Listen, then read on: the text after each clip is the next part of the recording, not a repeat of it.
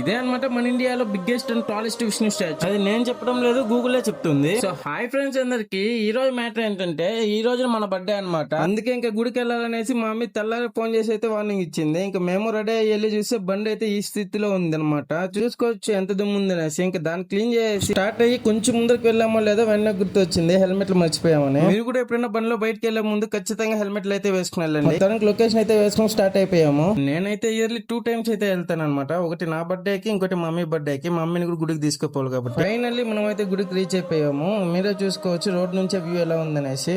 ఇంకా నేను దగ్గరికి వెళ్ళి కూడా చూపిస్తాను, మీరే చూడండి. మనం చేసిన పనులన్నీ వర్తే వర్మ, వర్త్. నువ్వు నీ కళ్ళతో చూసావా? కళ్ళు చెదిరిపోయేలా ఉంది వర్మ. Mind blowing.